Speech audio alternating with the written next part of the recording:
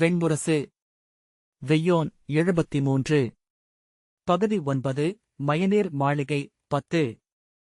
வாசிப்பது சந்தீப். மஞ்சத்தரையின் எடைமிக்க கதவு கிரிச்சிட்டு திறக்க, அழுந்தி ஒலித்த காலடிகளுடன் உள்ளே வந்த முனிவரை காய்ச்சல் படிந்த கண்களால் கர்ணன் நிமிர்ந்து நோக்கினான். மரவொரி உடுத்த கொழுத்த உடல், மார்பில் விழுந்த சாம்பல் கலந்த வெண்டாடி, இரு குருதிக் குமிழிகள் போல அசைந்த ஒளியற்ற விழிகள்.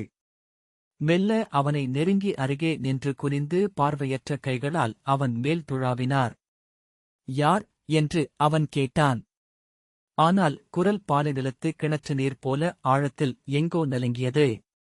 அவர் கை அவன் தோளே தொட்டது. அங்கரே என்றொரு குரல் கேட்டது. அங்கரே என்று நெடுந்தொலைவில் எங்கோ அது எதிரொலித்தது. மிக அருகே அறிந்த குரலாக அங்கரே என மீண்டும் அழைத்தது.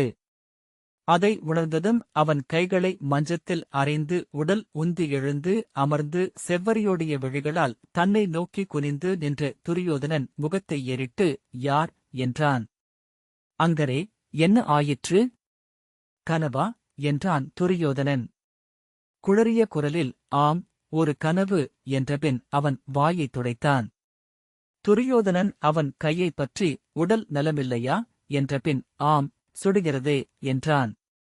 அவன் நெற்றியில் கை வைத்து காய்கிறது என்றபின் சிவதரை நோக்கி என்ன ஆயிற்று என்றான். அரசர் நேற்றிரவு நன்கு துயிலவில்லை. புரண்டு படுக்கும் ஒலி கேட்டுக்கொண்டே இருந்தது என்றார் சிவதர். நகைத்து யவனமது கனவுகளை நிறைப்பது என்றான் துரியோதனன். அதில் உள்ள ஒவ்வொரு குமிழியும் கனவு என்கிறார்கள் அந்நாட்டுக் கவிஞர்கள். கர்ணன் ஒன்றும் சொல்லாமல் காலை ஊன்றி எழுந்து நின்றான். துரியோதனன், மறந்துவிட்டீர்களா? இன்று காலை நம்மை பாண்டவர்கள் விருந்துக்கு அழைத்திருக்கிறார்கள். 54 நாடுகளின் அரசர்களும் அவை மகிழ்வு கொள்ள வரவிருக்கிறார்கள் என்றான். கைகளை சிறுவனைப் போல விரித்து எங்கு அவ்விருந்து நிகழ்கிறது தெரியுமா? அசுர சிற்பி மயனின் 612வது தலைமுறையைச் சார்ந்த கற்கன் என்னும் சிற்பி சமைத்த மாயக்கூடம் அது என்கிறார்கள். அதை நீர்மாளிகை என்று இங்கே அழைக்கிறார்கள்.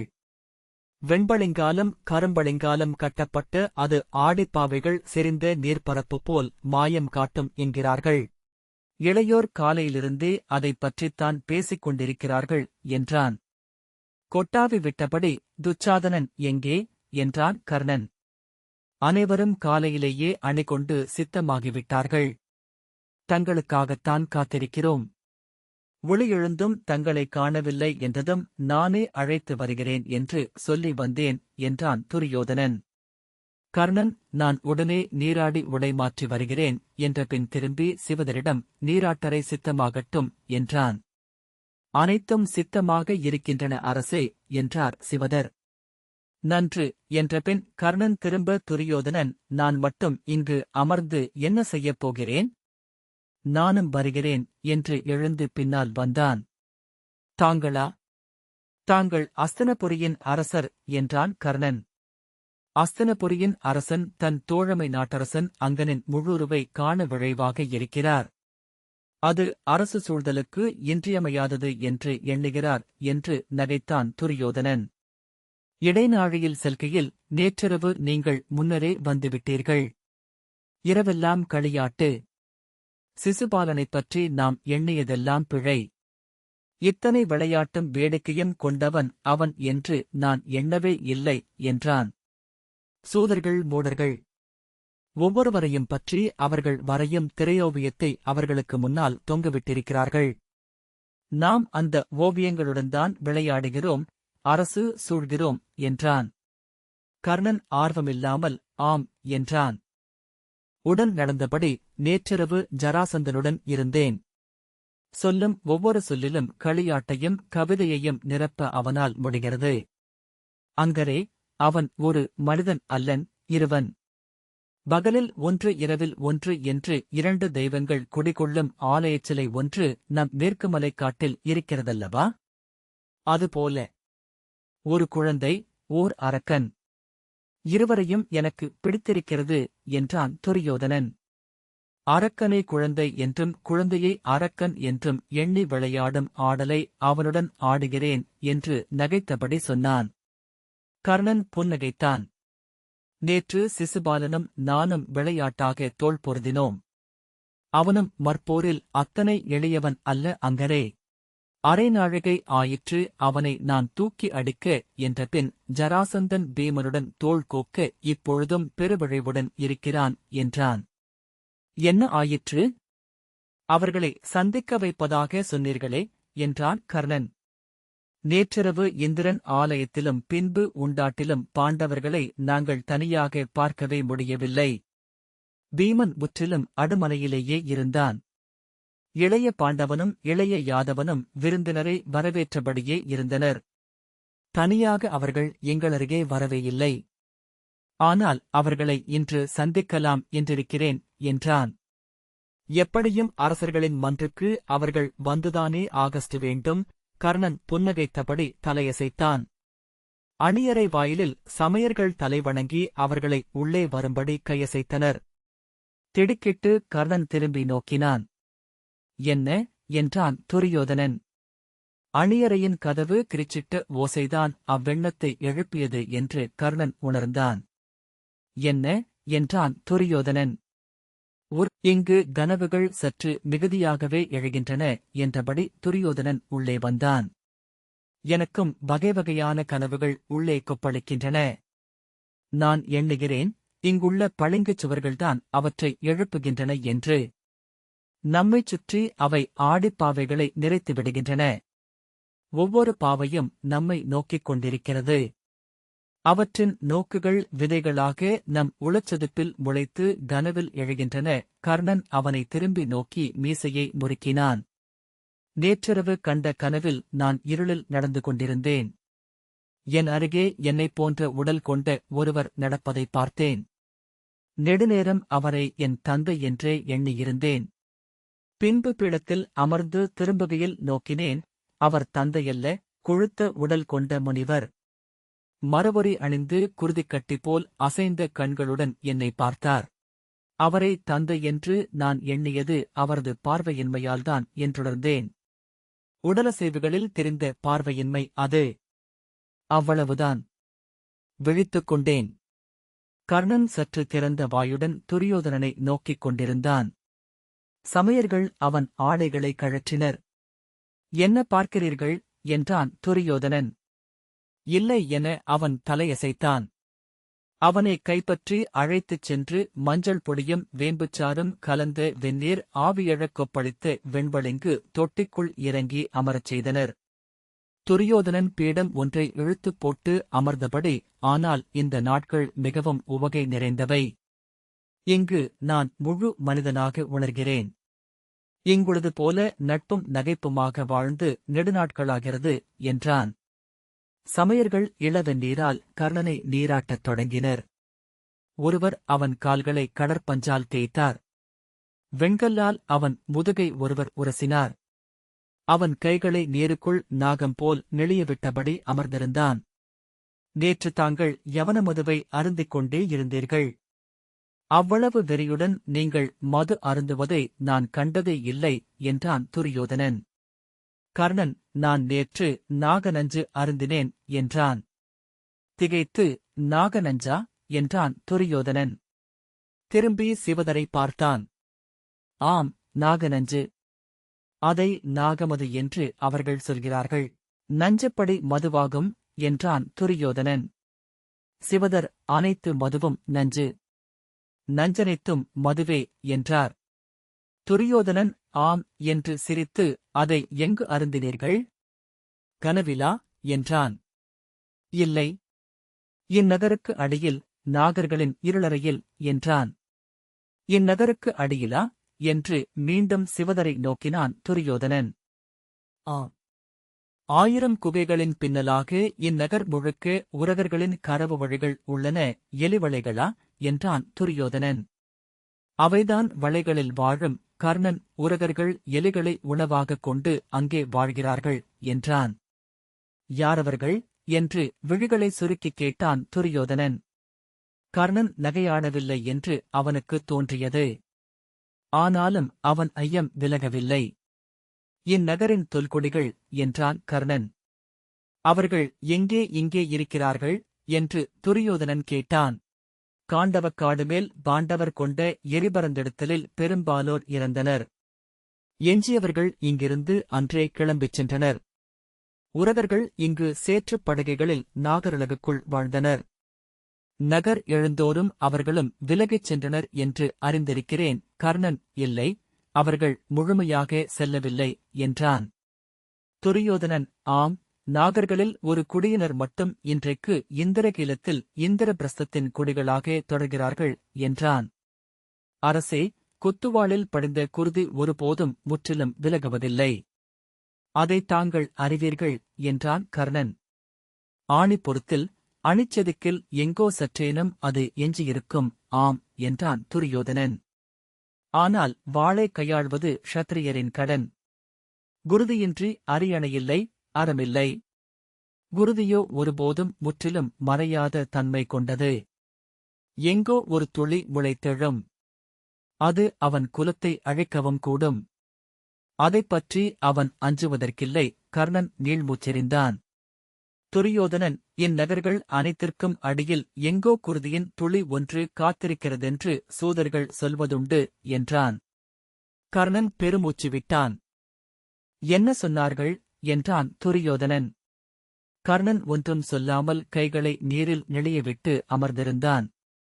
நாகர்களை சந்தித்தீர்கள் என்றீர்கள் என்று அவன் மேலும் கேட்டான். கர்ணனின் அமைதி அவனை பொறுமையிழக்கச் செய்தது. கால்களை அசைத்தபடி அவன் மேலும் சொல்வானென்று அமைதியாக காத்திருந்தான் துரியோதனன். அவன் சொல்லாதபோது தானே பேச்சை வளர்த்தான். ஜராசந்தன் நேற்று நடந்த அங்கத நாடகத்தைப் பற்றி சொல்லிக் கொண்டிருந்தான் என்றான். களியாட்டென தொடங்கி புகழ்பாடலென அதை முடித்து விந்தையைப் பற்றித்தான் பேசிக் கொண்டிருந்தோம். கர்ணன் அதை செவிமடுக்காமல் தலையசைத்தான். அது இயல்பாக நிகழ்ந்ததல்ல, நாடகம் அவ்வாறு அமைக்கப்பட்டிருக்கிறது என்று அவன் சொன்னான். ஏனெனில் நேற்று அங்கு அமர்ந்திருந்த அனைவருமே மாற்று அரசர்கள்.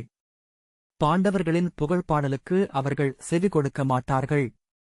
எனவே நகையாட்டெனத் தொடங்கி அவர்களை ஈர்த்து உள்ளே அழைத்துச் சென்று அமரச் செய்து மெல்ல புகழ்பாடத் தொடங்கிவிட்டார்கள் என்றான். ஆம், அது உண்மை என்றான் கர்ணன் மீசையை நீவியபடி. அவன் முதன்மைச் சூதன். அவன் பணியை நன்கறிந்தவன் என்றான் துரியோதனன். அவையில் அவன் இளைய யாதவனை ஆழிவன் சங்கு கொண்ட அலையமர்ந்தோன் என நிறுவிவிட்டான். கர்ணன் எழுந்து நீர் சொட்ட நடந்து சென்று நின்றான். சமயர்கள் அவன் உடலை மரவுரியால் மெல்ல ஒற்றி துடைத்தனர். துரியோதனன் அவனை நிமிர்ந்து நோக்கி, அங்கரே, இன்று காலை விழித்ததுமே நான் உணர்ந்தேன். இது என் வாழ்வில் முதன்மையான நாட்களில் ஒன்று என.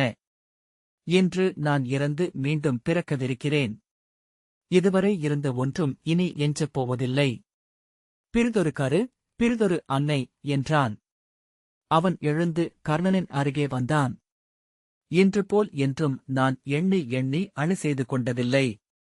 இன்று போல என் உணவு சுவை கொண்டதில்லை.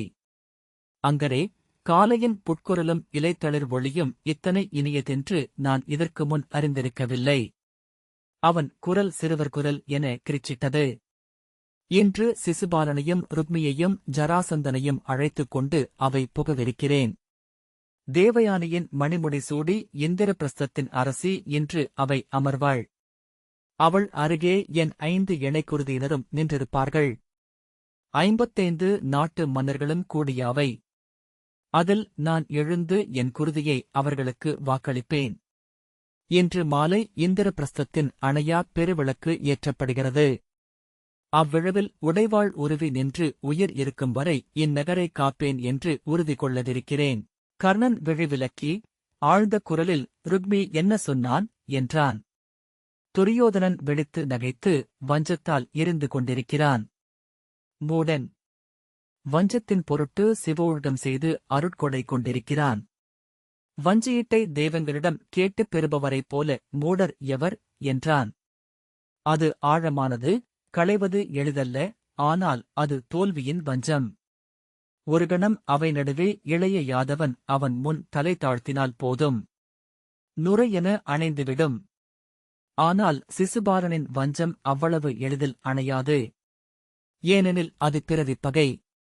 அதை தெய்வங்கள்தான் முடிவெடுக்க வேண்டும். எனினும் அன்பு பெருகும் அவையில் அவனும் குளிரத்தான் வேண்டும் என்று துரியோதனன் தொடர்ந்தான். ஜராசந்தனைப் பற்றி எனக்கு ஐயமே இல்லை. பீமனின் தோள் அவன் தோளைத் தொட்டால் அக்கணமே அவர்கள் இருவரும் ஓருடலாகி விடுவர். கர்ணன் ஒன்றும் சொல்லவில்லை. சமையர் அவனை அணி செய்யத் தொடங்கினார். ஆடையை அவனுக்கு அணிவித்தனர். இடைக்கச்சையை இறுக்கி அவனைச் சுற்றி வந்தார் ஒருவர். இரு கைகளையும் தூக்கி அவன் நிற்க அவன் கையில் கணையாழிகளை ஒருவர் அணிவித்தார். அணிகள் ஒவ்வொன்றாக எடுத்தளிக்க முதிய சமையர் அவற்றை அணிவித்தார். துரியோதனன், அங்கரே, என் தந்தைக்கு நிகரானவர் மூத்த யாதவர். அவரும் நீங்களும் அன்றி எவரும் என் ஆழத்தை அறிந்தவர் அல்லர். எந்நிலையிலும் என்னை கைவிடாதவர் நீங்களிருவர் மட்டுமே. இன்று அவரைத்தான் தேடிச் செல்லவிருக்கிறேன் என்றான். ஏதோ எண்ணி தொடைத்தட்டி நகைத்து என்னை கதை பயிற்றுவிக்கும்போது அவர் சொன்னார், அவர் ஏன் அதை தேர்ந்தெடுத்தார் என்று. வாளும் வேலும் வில்லும் கூர் கொண்டவை, குருதியை நாடுபவை. கதையோ இருந்த இடத்திலிருந்து அசையமாட்டேன் என்று அடம் பிடிப்பது. கொலைக்குத் தயங்கும் படைக்கலமேந்திய மாவீரர் என் ஆசிரியர். அவரிடம் சென்று தாழ்பணிந்து நிற்பேன். என் விழைவை சொல்வேன். பின்பு அவர் பார்த்துக் கொள்வார் என்றான். மேலும் நகைத்து, அவரது உடல் மொழியில் தெரியும் கள்ளமின்மைக்கு நிகரான பேராற்றல் இங்கு வேறில்லை அங்கரே. அவரால் சுட்டுவிரல் சுட்டி இளைய யாதவரை அழைக்க முடியும். தலைமயிர் பற்றி பீமனை கொண்டு வந்து நிறுத்தவும் முடியும். இன்று என் உளம் நிறைந்து அகம் கனிந்து செல்லும் பாதையின் முடிவில் என் ஆசிரியர் நின்றிருக்கும் அந்த பொற்றாமரை பீடத்தின் அருகே சென்று நிற்பேன். ஐயமில்லை அங்கரே, இன்றோடு நான் தேவன் என்றான். கர்ணன் புழற்ற விழிப்புடன் துரியோதனனை நோக்கிக் கொண்டிருந்தான். துரியோதனன், ஐயம் கொள்கிறீர்களா என்றான். ஆம் என்றான் கர்ணன். கண்கள் சுருங்க, ஏன் என்றான் துரியோதனன். நீங்கள் இந்நகரின் உச்சியில் ஆலயத்தில் அமைந்த தேவர்களை மட்டுமே கண்டீர்கள் என்றான் கர்ணன். ஆம், அது போதும் என்றான் துரியோதனன். நீங்கள் செல்லாத இருண்ட ஆழங்களுக்கெல்லாம் நான் சென்று மீண்டிருக்கிறேன் அங்கரே. நான் கண்ட இருளையும் இழிவையும் நீங்கள் காணவில்லை. அவற்றைக் கண்டதனாலேயே நான் என்னை வருத்தி பிழையீடு செய்தேன். என் தந்தையின் கைகளால் அரைந்து துவைத்து தூய்மையாக்கப்பட்டேன். ஆகவே எந்த உச்சங்களுக்கும் ஏறத் தகுதி கொண்டவனாகிறேன் என்றான் துரியோதனன். கர்ணன் பெருமுச்சுடன், தெய்வங்கள் அருள்க என்றான். அருளியாக வேண்டும். இன்று காலை என்னருகே யயாதியும் ஹஸ்தியும் குருவும் பிரதீபரும் சந்தனுவும் விசித்திரவீரியரும் நின்றிருப்பதை உணர்ந்தேன். ஐயமே இல்லை. இன்று நான் அவர்களின் மானுட வடிவமே என்றான் துரியோதனன். அணி முடிந்ததை உணர்த்தி சமையர் பின்வாங்கினர். துச்சாதனன் எடைமிக்க காலடிகளுடன் வந்து அணியறைக்கு வெளியே நின்று உரத்த குரலில், மூத்தவரே, பொழுது பிந்துகிறது என்கிறார் கனகர் என்றான். அங்கர் சித்தமாகிவிட்டார் என்றபடி துரியோதனன் எழுந்தான். விரைவாக என கர்ணன் கையசைக்கு முதிய சமையர் அவனுக்கு மேலாடையை அணிவித்தார். திரும்பி ஆடியில் நோக்கி தன் மீசையைப் பற்றி முறுக்கிக் கூர் செய்தான். நேர் நின்று தலை தூக்கி நோக்கிவிட்டு, செல்வோம் என்றான் கர்ணன். இன்று தாங்களும் தேவர் போல் இருக்கிறீர்கள் என்றான் துரியோதனன். முன்பிருந்ததை விட ஒளி கொண்டிருக்கிறீர்கள். ஆடியில் அவன் விழிகளைப் பார்த்து கர்ணன் மெல்ல புன்னகைத்தான். அருமணி ஒன்றை மூடி வைத்து பொற்கிண்ணம் போல என்று எங்கோ ஒரு சூதன் சொன்ன ஒப்புமை நினைவுக்கு வருகிறது என்றான் துரியோதனன். துச்சாதனன், ஆம் மூத்தவரே, சூரியன் மைந்தர் போலிருக்கிறீர்கள் என்றான். கர்ணன், செல்வோம் என்று சொல்லி புன்னகைத்தான். துச்சலன் உள்ளே வந்து கர்ணனை நோக்கி, மூத்தவரே என்றான். என்ன என்றான் கர்ணன். இன்றுதான் தாங்கள் முழுதணிக் கோலத்தில் அவைக்கு வருகிறீர்கள். ஆம் என்றான் கர்ணன். இங்கு வந்தபின் தாங்கள் அணி கொண்டதே இல்லை என்று துச்சலன் சொன்னான். துச்சாதனன், ஆம், உண்மை என்றான். அப்போதுதான் அதை உணர்ந்து சிவதரைப் பார்க்க சிவதர் புன்னகைத்து, அங்க நாட்டின் மணிமுடியையும் கொண்டு வந்திருக்கலாம் என்றார். துரியோதனன், இன்று அவையில் உங்களிடமிருந்து விழிகள் விலகப் போவதில்லை அங்கரே. வெறும் தோற்றத்திலேயே வெய்யோன் ஒளிகொண்டவர் நீங்கள் என்றான். கர்ணன் சிரித்தபடி நடக்க உடன் நடந்தபடி துரியோதனன், எனது பொற்தேர் வரட்டும். அங்கர் என்னுடன் வருவார். நான் இன்று அவருக்கு அணுக்கன் என்றான். இந்த வாசிப்பை கேட்டதற்கு நன்றி.